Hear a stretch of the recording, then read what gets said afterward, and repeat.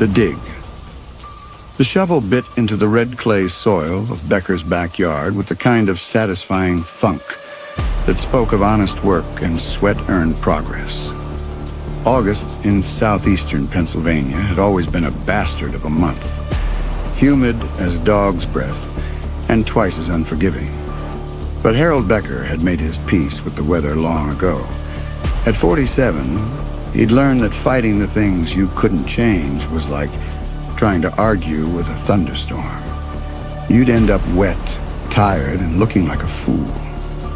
He was 3 feet down into what would become his wife's memorial garden when the shovel struck something that definitely wasn't root or rock.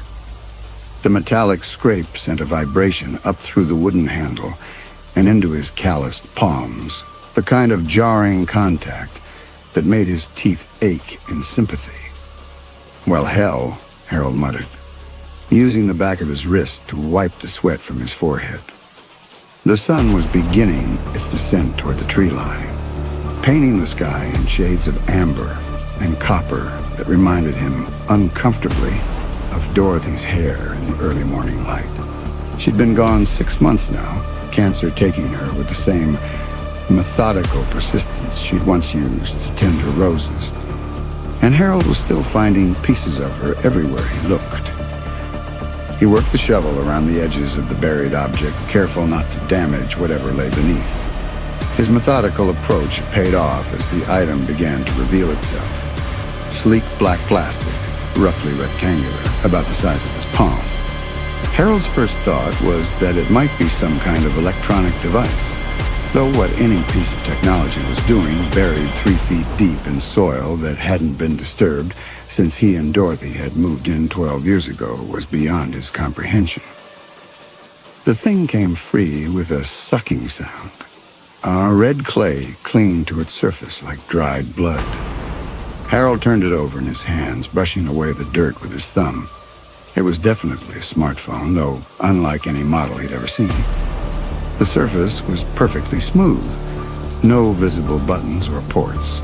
Just an unbroken expanse of black glass that reflected his weathered face like a dark mirror. "Probably some kid's phone," he said aloud, though there was no one around to hear him. Harold had gotten into the habit of talking to himself since Dorothy's passing, finding that the sound of a human voice, even his own, helped push back the crushing silence that had settled over the house like a shroud. But even as he said it, he knew it wasn't true. No kid had buried this thing. The soil around it had been undisturbed, packed solid by years of Pennsylvania seasons. And there was something else, something that made the hair on his arms stand up despite the oppressive heat. The phone felt wrong in his hand, not just cold, but actively drawing warmth from his skin, as if it were some kind of heat sink designed to leach the life from whatever touched it. Harold set the device on the ground beside the hole and continued digging. Dorothy had always wanted a garden in this spot, right where the afternoon sun would catch the blooms and throw their shadows across the kitchen window. It was one of those small dreams that had gotten lost in the shuffle of everyday life, pushed aside by mortgage payments and doctor visits and all the tiny compromises that marriage required. Now, with Dorothy gone and the silence of the empty house pressing down on him like a physical weight, Harold had decided to make her dream real. Better late than never, he supposed, though the irony of the timing tasted bitter in his mouth. The memorial garden would have roses, of course, Dorothy's beloved peace roses, and the deep red Meister Lincoln variety that had always reminded Harold of velvet curtains. He'd plant them in neat rows, just the way she would have done, with enough space between each bush for the kind of careful maintenance that had been her specialty. Maybe some daffodils for spring color, and definitely the purple irises that had grown wild along the fence line when they'd first moved in. As the sun sank lower, Harold's thoughts drifted to the evening routine that awaited him. A frozen dinner heated in the microwave, the evening news playing to an audience of one, and then the long stretch of hours before sleep would finally claim him. It was a routine that had become as familiar as breathing and just as automatic. Sometimes he caught himself setting 2 plates at the table or calling out to Dorothy when he heard an interesting news story. The habits of 23 years of marriage died hard. He was so lost in thought that he almost missed the soft electronic chime that came from somewhere near his feet. Harold looked down at the smartphone, which was still lying on the grass where he'd left it. The device looked exactly the same as before, dark, silent, covered in flecks of red clay. But the sound had definitely come from that direction. He waited, listening, but heard nothing except the distant hum of traffic on Route 30 and the lazy buzz of cicadas in the oak trees. Probably just the neighbor's phone, he said, though he knew that wasn't right either. The Kowalskis on the left were both deaf as posts, and the house on the right had been empty since old Mr. Patterson had passed last winter. There was no one around to be making electronic noises. Harold picked up the phone again, turning it over in his hands. The surface remained stubbornly blank, showing no signs of life or activity. He tried pressing what might have been a power button, running his finger along the edges of the device in search of some kind of activation switch, but nothing happened. The phone was as dead as the clay it had been buried in. But as he held it, Harold could swear he felt something. Not heat or cold exactly, but a kind of subtle vibration, like the purr of a cat or the tremor of a distant train. It was so faint that he might have imagined it, but it was there nonetheless, a barely perceptible sign of life from something that appeared to be completely inert. The sun was nearly gone now, the sky fading from amber to deep purple. Harold gathered his tools and headed back toward the house, the mysterious phone tucked into his back pocket. He'd worry about it later, maybe try to figure out what kind of device it was and whether it might be worth anything. For now, he had a frozen Salisbury steak dinner waiting for him, and the evening news would be starting soon. The house felt even more empty than usual as Harold let himself in through the back door. Dorothy's presence had always filled the spaces between rooms, her voice carrying from the kitchen while she prepared dinner, her footsteps on the stairs as she went up to bed. Now there was just silence, broken only by the hum of the refrigerator and the occasional creak of settling wood. Harold heated his dinner and ate it while watching the news, though he found it hard to concentrate on the reporter's words. His mind kept drifting back to the phone in his pocket, to the strange weight of it, and the faint vibration he'd felt. Twice during the meal, he thought he heard that same electronic chime, but when he pulled the phone out to check, it remained as dark and lifeless as before. After dinner, Harold tried connecting the device to various chargers around the house, but nothing worked. The phone had no visible ports, no way to connect it to power or data. It was like trying to charge a smooth stone. He set it on the kitchen counter and tried to put it out of his mind, but found himself glancing at it repeatedly throughout the evening. It was nearly midnight when Harold finally gave up on the late-night talk shows and headed for bed. He'd left the phone on the counter, but as he passed through the kitchen to turn off the lights, he found himself picking it up again. The device felt heavier than before, as if it had somehow gained mass during the evening hours. Harold was halfway up the stairs when the phone rang. The sound was unlike anything he'd ever heard from a phone before. Not the familiar electronic trill of a modern smartphone, or the harsh mechanical jangle of an old rotary model, but something in between. A sound that seemed to come from deep within the device itself, muffled and distant, like a voice calling from the bottom of a well. Harold stopped on the stairs, his hand gripping the banister so tightly that his knuckles went white. The phone was ringing, that much was undeniable, but the screen remained completely dark. No caller ID, no indication of an incoming call, just that strange, hollow ringing that seemed to vibrate through his bones. The sound continued for what felt like an eternity, but was probably only seconds. Harold stood frozen on the staircase, every instinct telling him to drop the phone and run, while his rational mind insisted that there had to be some logical explanation. Phone signals could be strange things, bouncing off satellites and cell towers in ways that even the experts didn't fully understand. Maybe the device was picking up some kind of cross signal or interference from a nearby radio tower. But even as he tried to rationalize what was happening, Harold found his thumb moving toward the smooth surface of the screen. There was no visible answer button, no way to accept or decline the call, but something told him that a simple touch would be enough. The ringing stopped the moment his thumb made contact with the glass. For a heartbeat, there was nothing. Then from somewhere deep within the phone came a voice, so soft and young that Harold had to strain to hear it. "You're not supposed to be here yet." The words hit Harold like a physical blow, leaving him gasping and stumbling backward against the stair railing. The voice belonged to a child, probably no more than 8 or 9 years old, with the kind of whispered urgency that children used when they were sharing secrets they weren't supposed to know. "Who is this?" Harold managed to say, his voice cracking like a teenager's. "How did you get this number?" But there was no response. The line had gone dead, leaving Harold alone on the stairs with a phone that shouldn't work and a child's voice echoing in his memory. Chapter 2. The Visions. Harold didn't sleep that night. He sat in his bedroom chair, still fully dressed, watching the phone where it lay on the nightstand like a coiled snake. The device remained dark and silent, giving no indication that anything unusual had happened. But Harold could still hear that child's voice in his mind.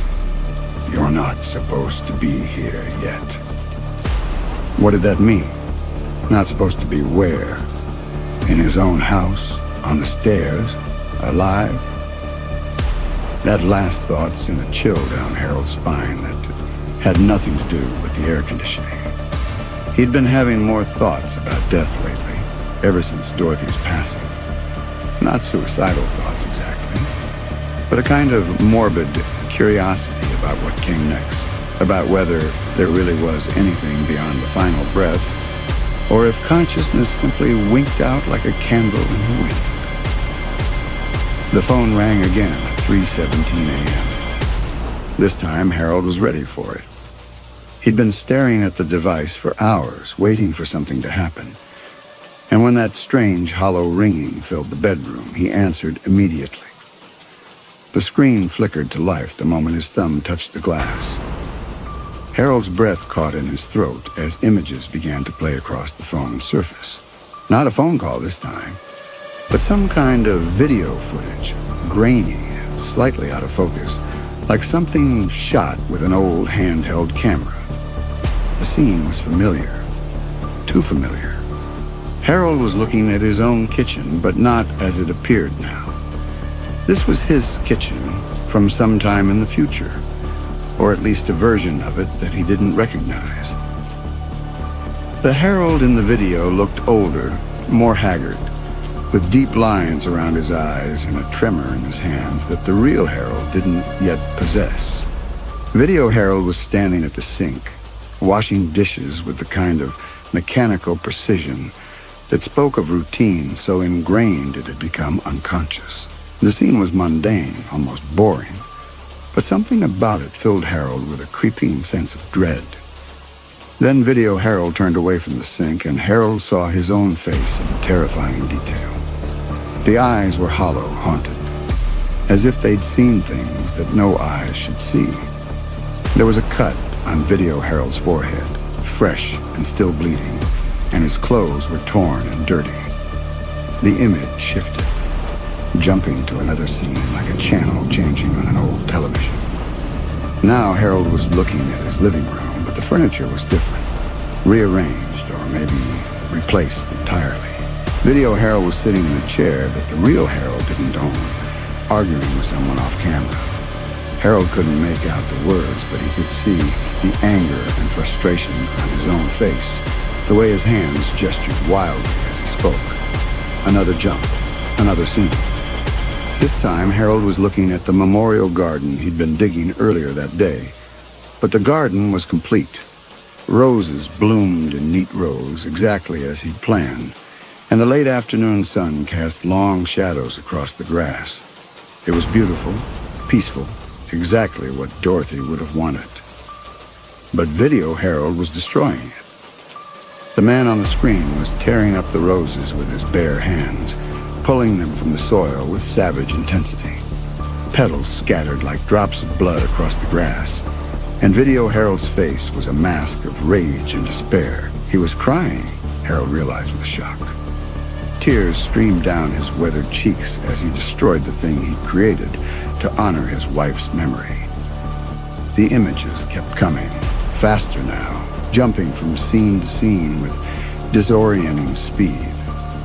Harold saw himself in places he'd never been, doing things he'd never done. He watched himself arguing with strangers, running through darkened streets, standing in what looked like a courtroom with his hands cuffed behind his back. And then, in one terrible moment of clarity, Harold saw his own death. The scene was his bedroom, but not as it looked now. The walls were painted a different color, and the furniture was arranged differently, as if years had passed and he'd redecorated multiple times.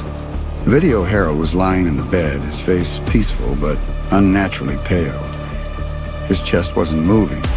His eyes were closed, and his hands were folded across his stomach in the universal pose of the dead.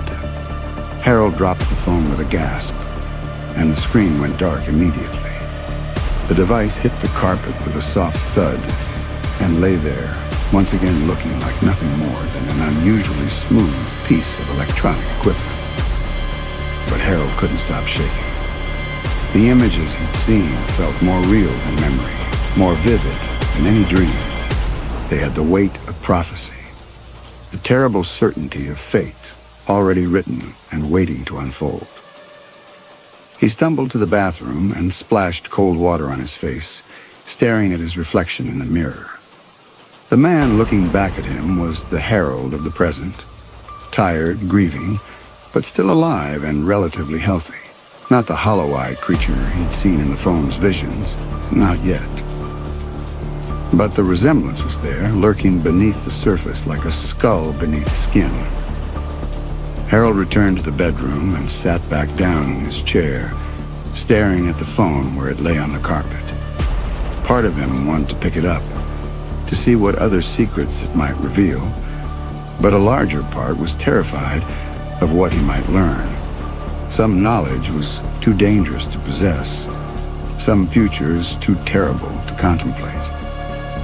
He left the phone where it had fallen and tried to sleep, but rest wouldn't come. Every time he closed his eyes, he saw those images again. His own face, hollow and haunted. His hands destroying Dorothy's garden, his body lying still and cold in a bed that looked like his own, but somehow wasn't. Dawn was breaking over the Pennsylvania hills when Harold finally gave up on sleep. He showered, dressed, and made coffee with the automatic movements of a man going through familiar motions while his mind raced elsewhere. The phone still lay on the bedroom floor, dark and silent, but Harold could feel its presence like a weight pressing down on the entire house. He was sitting at the kitchen table, staring out at the half-finished memorial garden, when the phone rang for the third time. Harold didn't answer it. He sat frozen in his chair, listening to that strange, hollow, ringing echo from upstairs, counting the seconds until it stopped. But this time, it didn't stop. The ringing went on and on, filling the house with its otherworldly sound until Harold finally couldn't stand it anymore. He climbed the stairs slowly, each step feeling like a small surrender. The phone was still on the bedroom floor, still ringing with that impossible sound.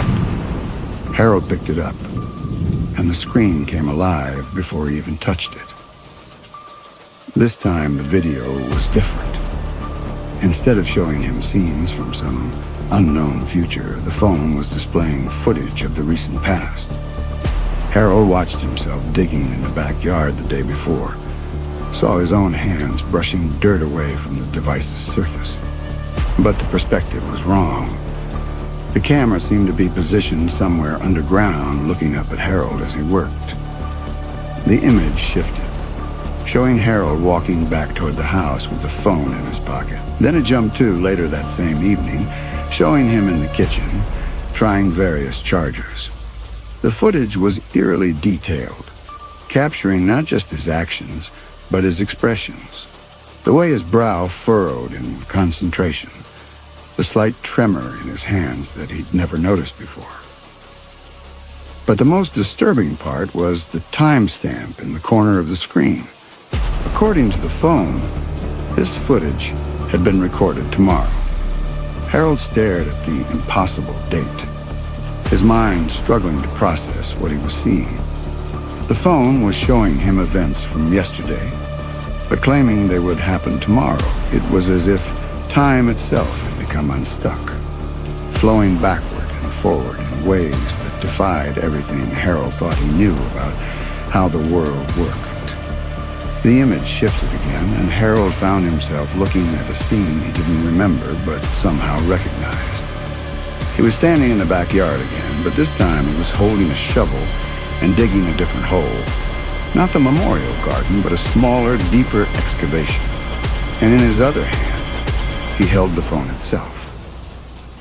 Video Harold looked directly at the camera with eyes that held a terrible knowledge. Then he dropped the phone into the hole and began covering it with dirt, working with the same methodical care he'd used to uncover it the day before. The footage ended, leaving Harold staring at a blank screen and trying to make sense of what he'd seen. According to the phone, he was going to bury it again tomorrow, but that made no sense. Why would he bury something he'd just found? Unless he'd found it before. Unless this wasn't the first time he'd dug it up, seen the visions, lived through whatever terrible future it showed him.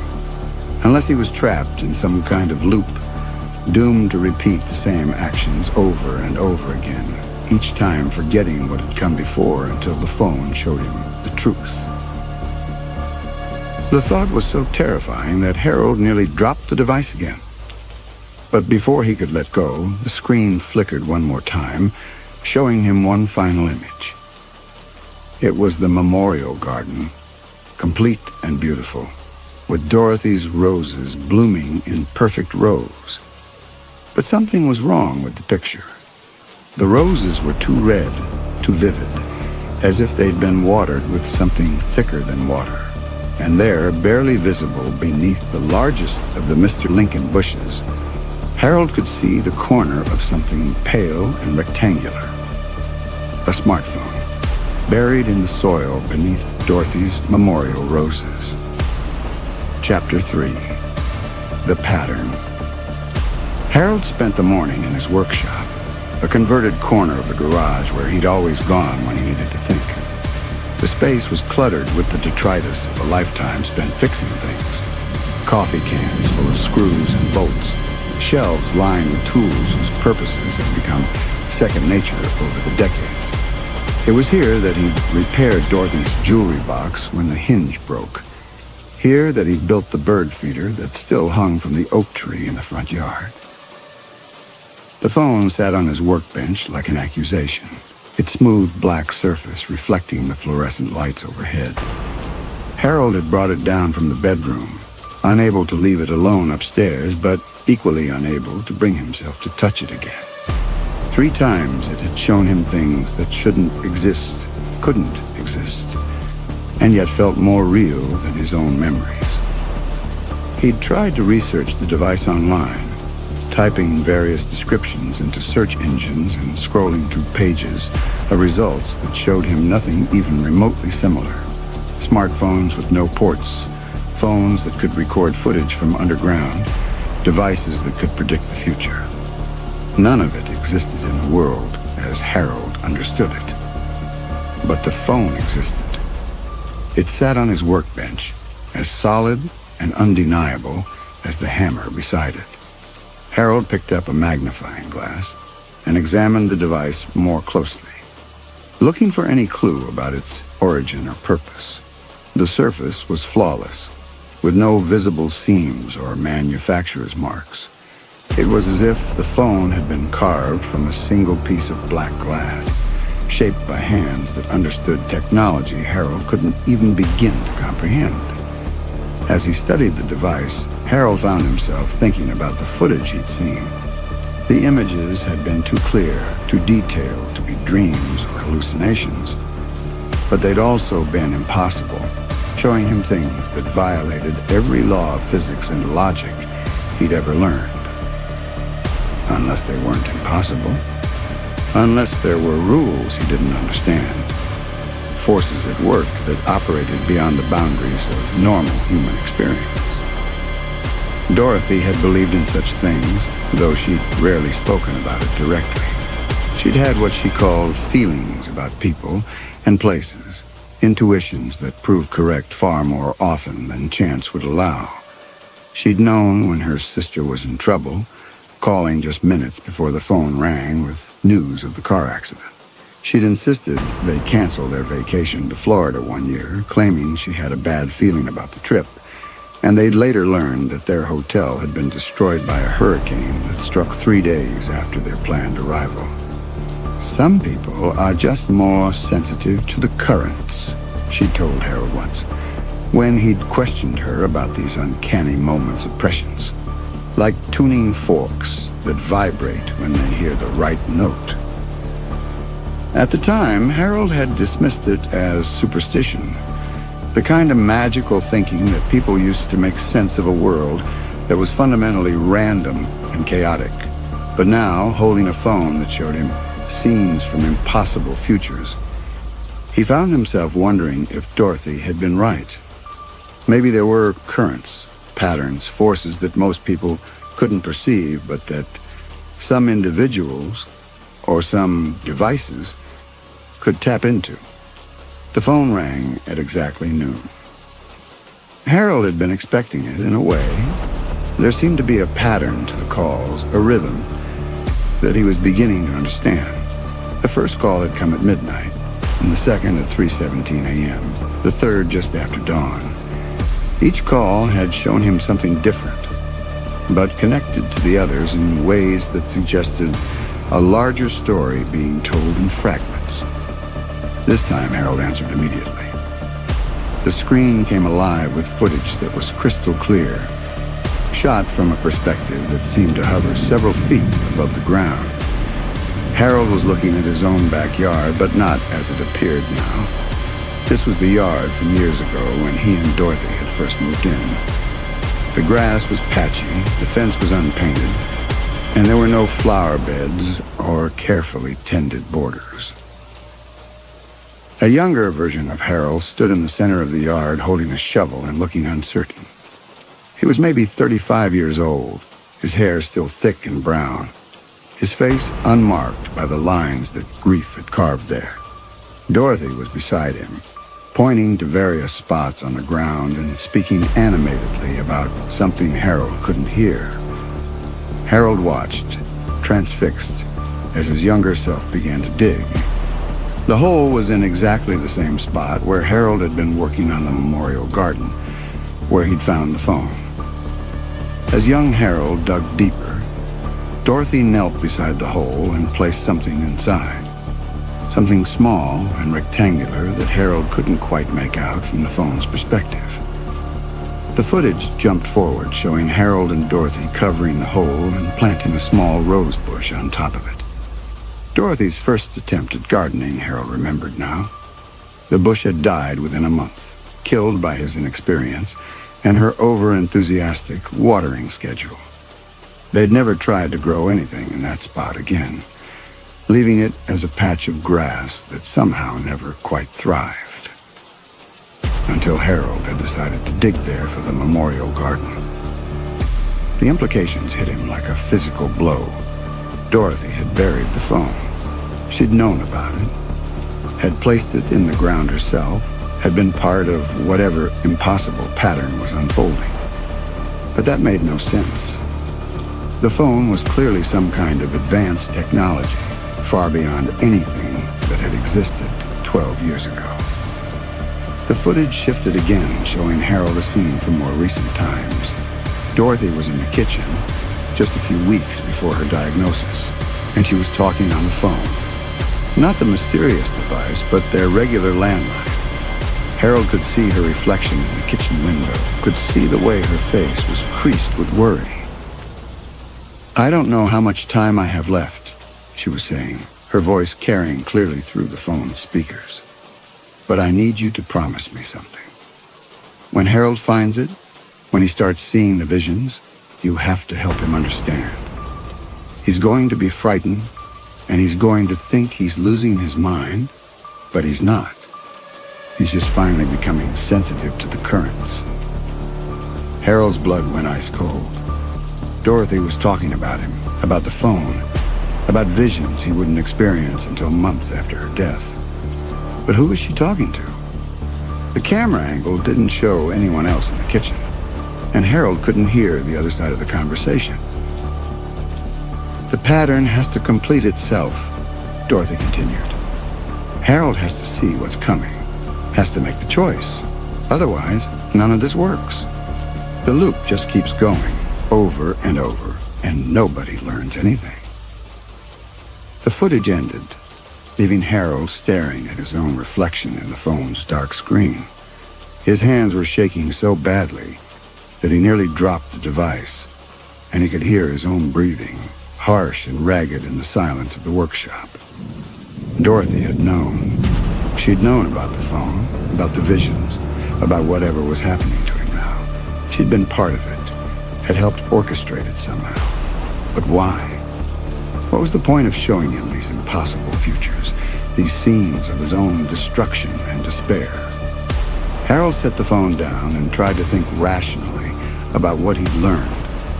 The footage suggested that he was caught in some kind of temporal loop, discovering and burying the phone repeatedly. Each time he forgot what had happened before, only to rediscover the device and experience the visions anew. But if that was true, then this wasn't his first time through the pattern. He'd done this before, possibly many times. The thought should have been comforting. If he'd survived the loop before, he could survive it again. But Harold found no comfort in the idea.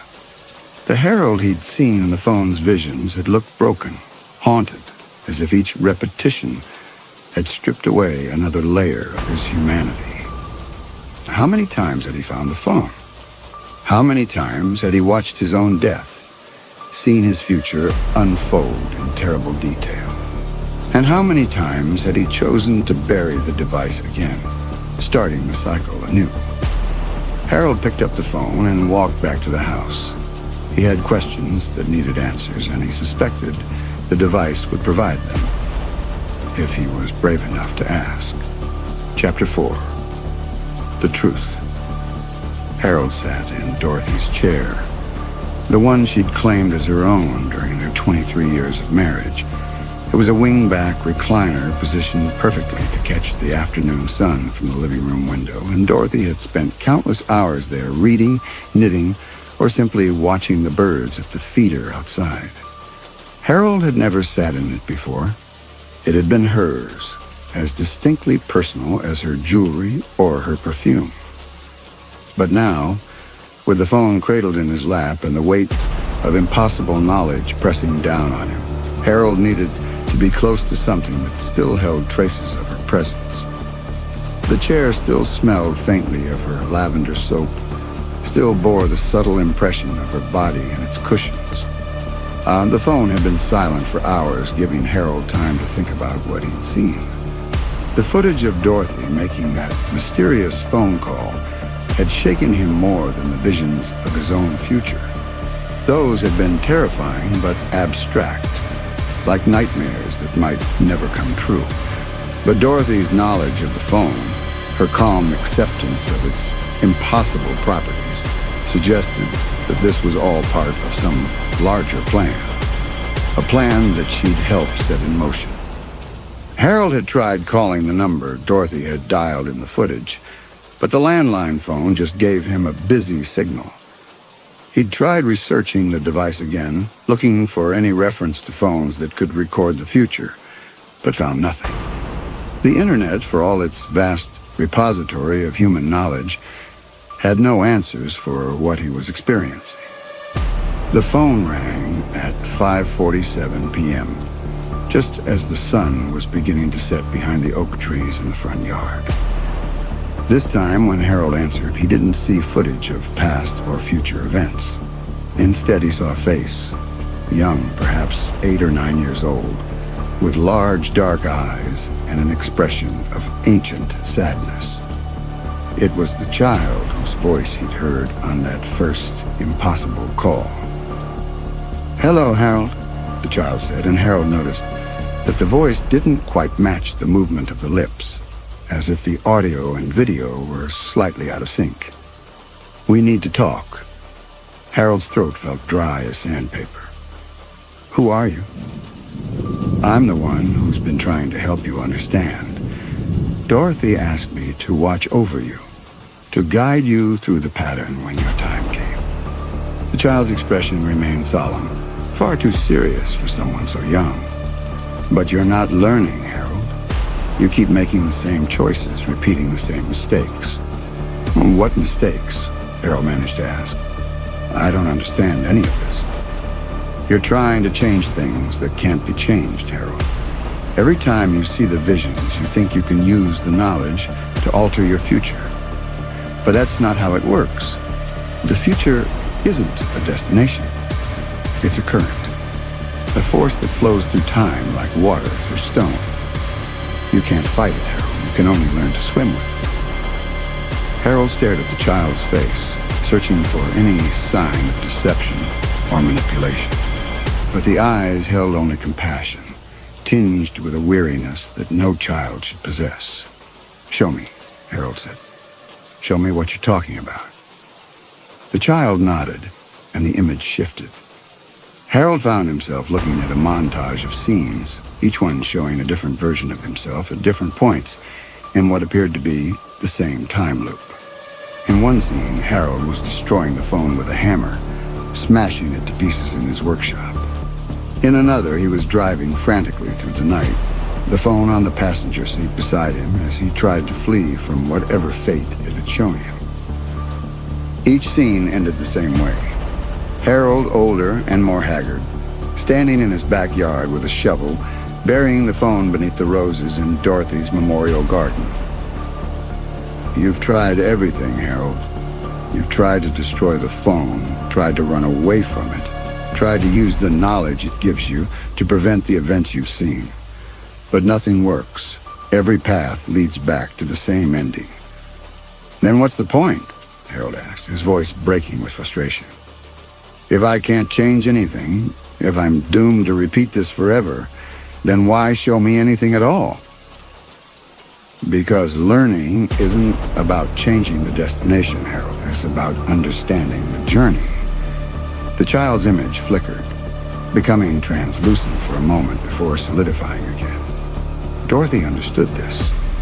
That's why she buried the phone in the first place. Why she made sure you would find it when you were ready to receive its message. "What message?" "Watch," the child said simply. The scene changed again, showing Harold a memory he'd forgotten.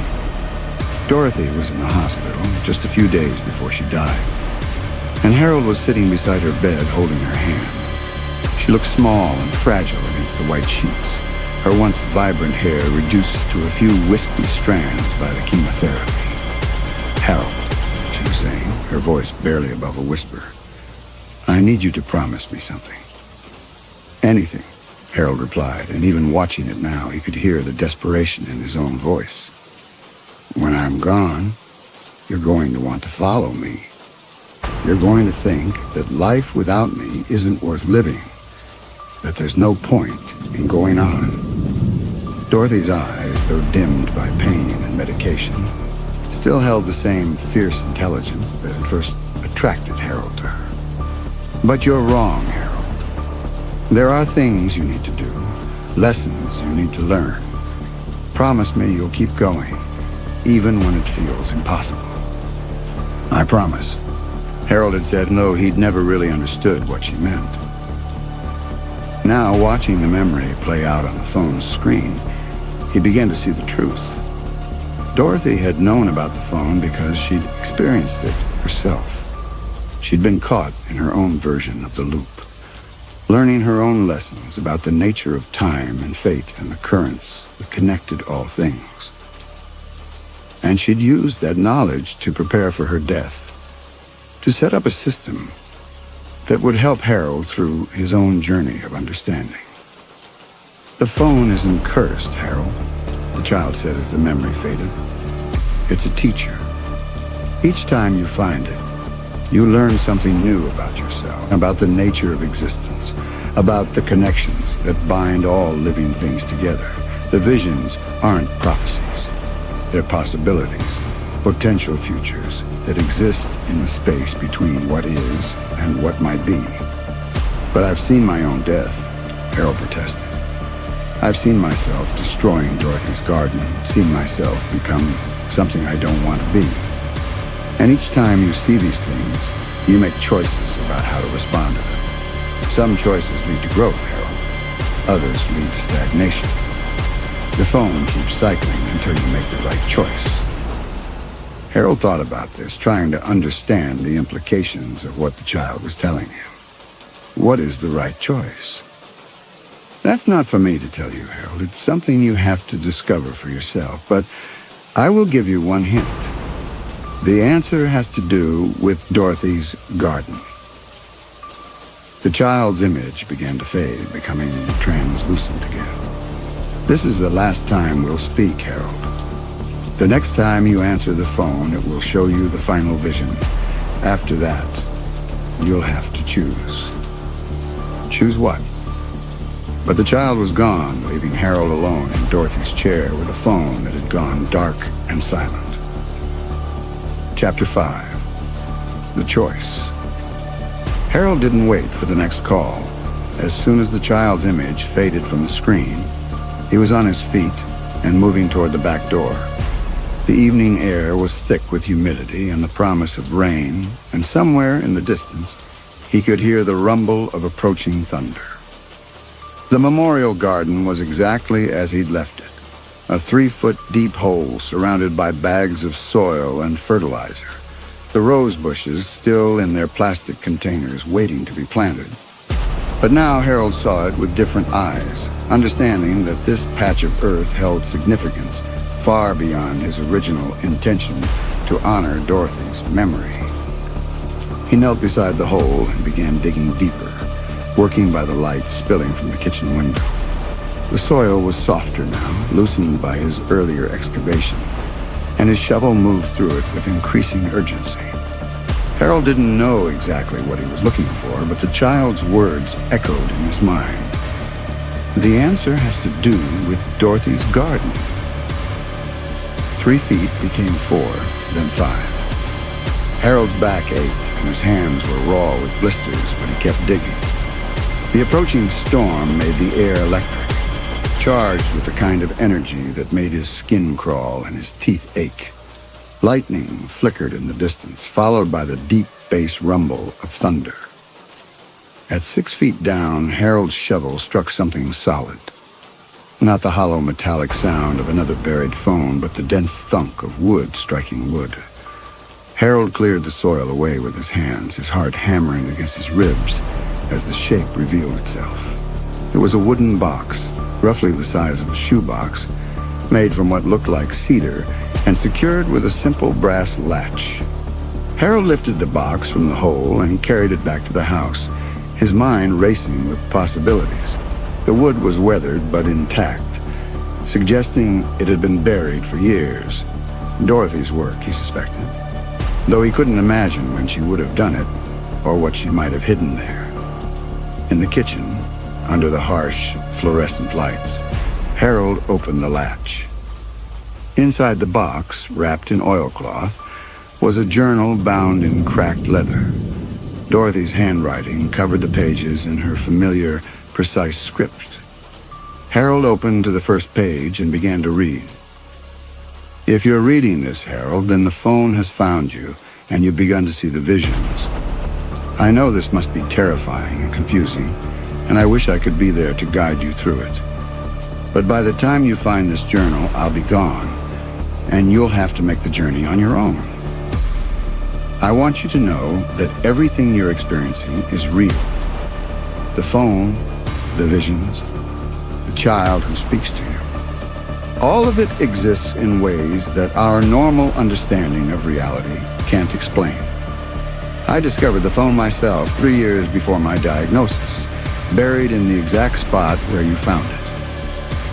Harold's hands trembled as he turned the page. Dorothy had known about the phone for 3 years. She'd kept the secret from him throughout her illness, through all those nights when he'd held her, while she cried from the pain, through all those doctor visits and treatment sessions and desperate conversations about fighting the cancer.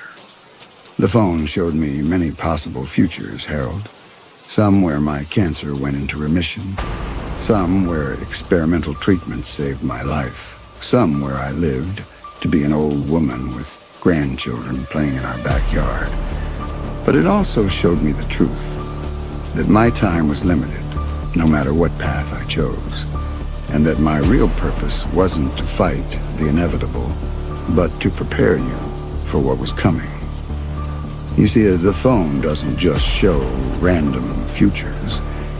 It shows the moments when our lives reach crucial decision points, when the choices we make determine not just our own fate, but the fate of everyone connected to us. The visions you've seen, your death, your despair, your destruction of the garden, these aren't prophecies carved in stone. They're warnings about what happens when we choose isolation over connection, when we let grief consume us instead of transforming us. Harold set the journal down and walked to the window, looking out at the hole he'd dug in the gathering darkness. Lightning was closer now, illuminating the yard in stark, dramatic flashes. The storm would be here soon, and Harold could feel its approach in his bones like an arthritic ache. The phone rang. Harold returned to the kitchen table and answered without hesitation. The screen came alive with the clearest, most detailed vision he'd seen yet. He was looking at himself, but not the broken, haunted version from the earlier visions. This Harold was older, maybe 70 or 75, but his eyes were clear and peaceful. He was standing in a garden that was magnificent beyond anything Harold had imagined. Not just Dorothy's memorial roses, but acres of flowers and vegetables and fruit trees that stretched as far as the eye could see. And he wasn't alone. There were people with him, dozens of them, working among the plants with the kind of easy familiarity that spoke of years of shared labor. Harold recognized some of the faces. Neighbors from his street, people from Dorothy's book club, co-workers he hadn't spoken to since retirement. But there were strangers too, people of all ages working together in what appeared to be some kind of community garden. At the center of it all, surrounded by the most beautiful roses Harold had ever seen, was a simple wooden bench with a brass plaque. Harold couldn't read the inscription from the phone's perspective, but he knew without seeing it that it bore Dorothy's name and dates, along with the words about love and memory and the eternal nature of growing things. The vision shifted, showing Harold the same garden at different times of day, different seasons. Spring plantings and summer harvests, autumn cleanup and winter planning sessions. Through it all, Harold moved among the workers with quiet authority, teaching and learning in equal measure. His grief transformed into something generative and life-giving. "This is what's possible," the child's voice said, though Harold couldn't see the young face on the screen. "If you make the right choice." "What choice?" Harold asked aloud. "The same choice Dorothy made when she first found the phone. The choice between isolation and connection, between letting grief destroy you or letting it teach you to value life more deeply. The vision changed one final time, showing Harold a scene he recognized from his own recent past. It was Dorothy's funeral 6 months ago, and Harold was standing beside the grave as the last mourners drifted away. But instead of leaving with them, instead of retreating into the isolation that had defined his life since her death, Vision Harold turned to one of Dorothy's friends. Mrs. Chen from the book club, Harold remembered, and spoke to her. Harold couldn't hear the words, but he could see the result. Mrs. Chen's face lit up with surprise and gratitude, and she reached out to take Harold's hand.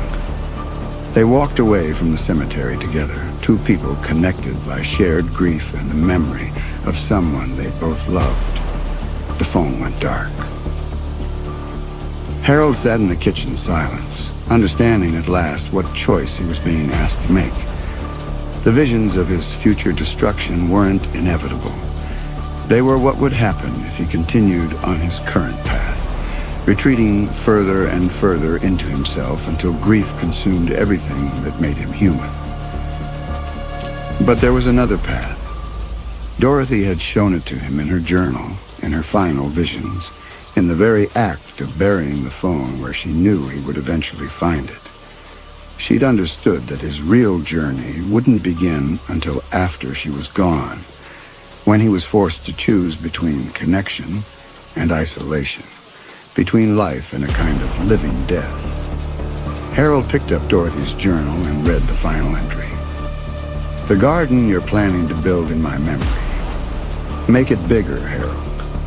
Make it a place where people can come together, where neighbors can meet and work side by side, where children can learn about growing things and old people can share their wisdom. Make it a living memorial, not just to me, but to the idea that death isn't the end of love. It's the beginning of a different kind of growing. The phone will give you one last choice, Harold. You can bury it again, and the cycle will repeat. You can keep it and try to use its visions for your own purposes, or you can do what I did. You can plant it. Harold looked up from the journal, confused. Plant it? The phone isn't just a device, Harold. It's alive in ways we don't understand, fed by the currents of time and possibility that Dorothy used to talk about.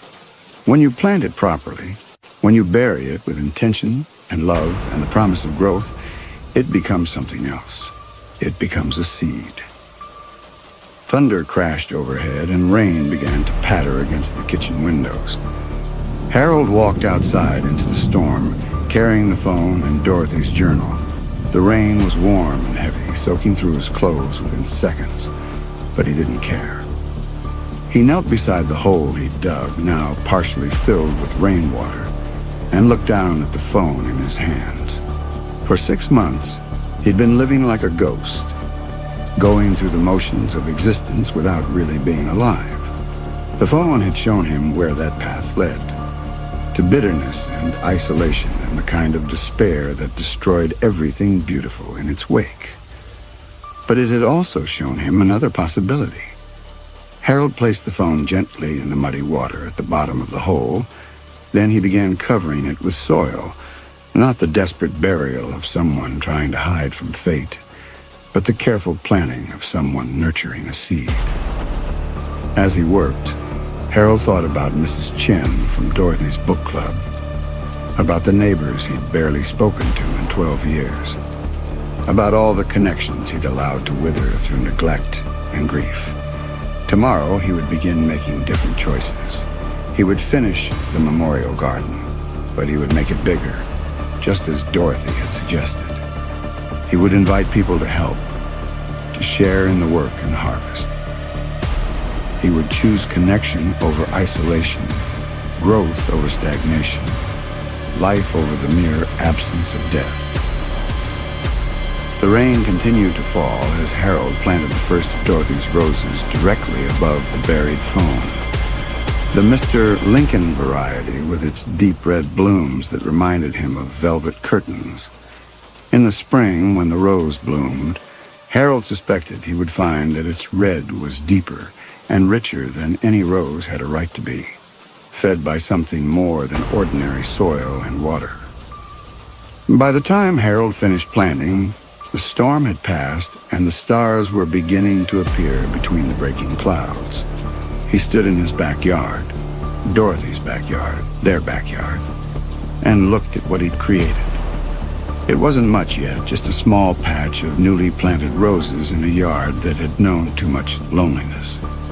But it was a beginning. Harold walked back to the house, muddy and exhausted, but somehow lighter than he'd felt in months. Tomorrow he would call Mrs. Chen and ask if she'd like to help him expand the garden. He would talk to the Kowalskis about borrowing their rototiller, maybe invite them over for coffee while they planned the layout. He would begin the slow work of rebuilding a life that had room for other people in it. As Harold reached for the back door handle, he thought he heard something. Not the hollow ring of an impossible phone, but the soft whisper of a child's voice carried on the night wind. "Thank you," it said so quietly that Harold might have imagined it. But Harold didn't think he had imagined it. Some currents, as Dorothy had always said, were stronger than others. And some seeds, once properly planted, grew into things far more beautiful than anyone could have predicted. Harold smiled and went inside to plant his garden. Epilogue. The harvest, 5 years later. The Becker Community Garden was in full bloom when Harold first noticed the new phone. It was a Saturday morning in early June, and Harold was kneeling between tomato plants, showing 8-year-old Timothy Chen how to identify hornworms. Oh, the boy was Mrs. Chen's grandson visiting for the summer, and he'd taken to following Harold around the garden with a kind of relentless curiosity that reminded Harold of Dorothy at her most inquisitive. "Why do they eat the tomatoes, Mr. Becker?" Timothy asked, holding up a particularly fat hornworm with the fearless fascination that only children possessed. "Same reason we eat tomatoes," Harold replied, accepting the worm and relocating it to the compost pile where it could do less damage. "They taste good, and they help us grow." The garden had grown far beyond Harold's original vision. What had started as a simple memorial to Dorothy now sprawled across 3 adjoining backyards with the enthusiastic support of neighbors who'd discovered the joy of working together toward common goals. There were vegetable plots and herb gardens, fruit trees, and flower beds, even a small greenhouse that Mr. Patterson's nephew had helped them build the previous spring. At the center of it all, Dorothy's memorial roses bloomed with an impossible richness, their red petals so deep and lustrous that visitors often stopped to stare and wonder. Harold had never been able to explain the extraordinary quality of those particular roses, but he'd long since stopped trying. Some gifts were meant to be accepted rather than understood. "Mr. Becker?" Timothy's voice drew Harold back to the present. "There's something shiny under the roses." Harold looked where the boy was pointing and felt his breath catch. There, barely visible beneath the largest of the Mr. Lincoln bushes, was the corner of something smooth and black. "Probably just a piece of mulch," Harold said, but his voice sounded strange even to his own ears.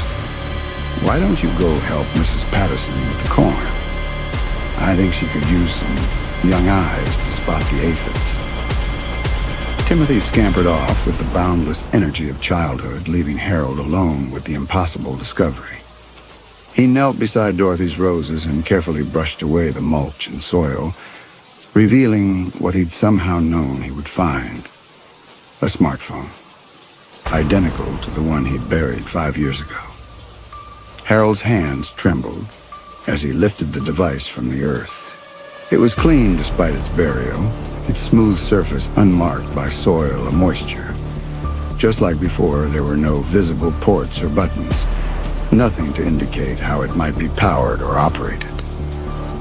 But Harold could feel the faint vibration within it, the subtle pulse of something alive and waiting. Found another one, did you? Harold turned to see Mrs. Chen approaching, her arms full of freshly cut flowers for the weekly bouquets they distributed to the local nursing home. She was smiling, but there was something in her expression that suggested she wasn't entirely surprised by what Harold had discovered. Another one? Harold repeated. Oh, yes, Mrs. Chen said, settling beside him on the garden bench they'd installed near Dorothy's roses.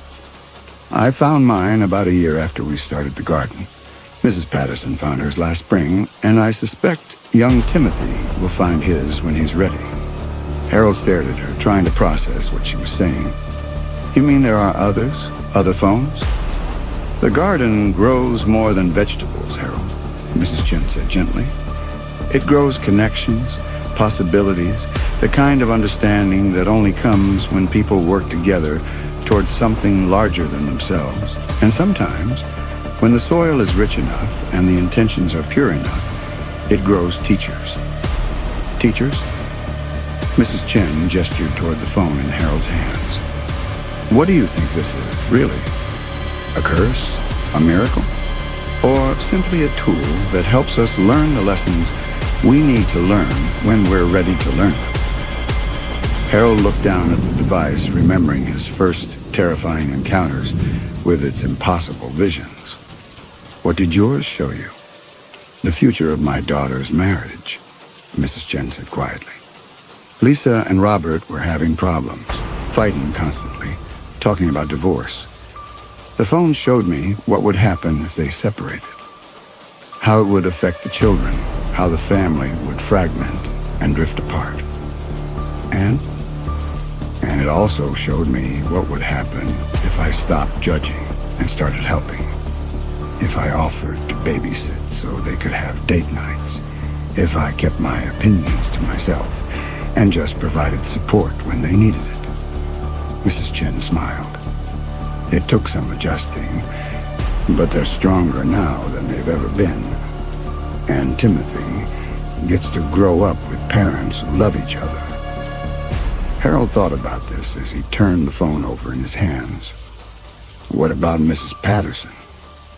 Her phone showed her the future of the garden itself. How it could expand, how it could become a model for other communities. How the simple act of growing food together could help heal some of the divisions that keep people apart. Mrs. Chen gestured toward the thriving plots around them. She's the one who suggested we start the seed library, who organized the workshops for other neighborhoods who want to start their own community gardens. The phone in Harold's hands began to warm as if responding to their conversation. Harold could feel that familiar vibration building, the sense of something awakening. So what do you think this one will show me? He asked. Mrs. Chen stood and brushed the soil from her pants. Only one way to find out, but Harold, remember what Dorothy taught you. The visions aren't prophecies, they're possibilities. What you do with what you see is always your choice. She walked away, leaving Harold alone with the roses and the mysterious device. Around him, the garden hummed with life and purpose. Timothy was laughing as Mrs. Patterson showed him how to identify corn silk. Mr. Kowalski was deep in conversation with a young couple who'd recently moved to the neighborhood.